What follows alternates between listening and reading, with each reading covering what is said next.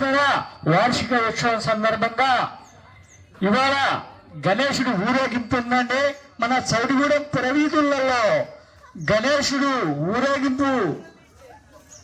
ఊరేగింపు స్టార్ట్ అవుతుందండి. స్టేజి వద్దకి చౌడిగూడెం ప్రజలందరూ వచ్చి మన గణేశుడు ఉత్సవాలను వారి నిమజ్జనానికి పంపించే ఏర్పాట్లో భాగంగా మీరందరూ స్టేజి వద్దకు వచ్చి ఇక్కడ మంచి ఈ కార్యక్రమంలో పాల్గొనాలని కోరుకుంటున్నాం.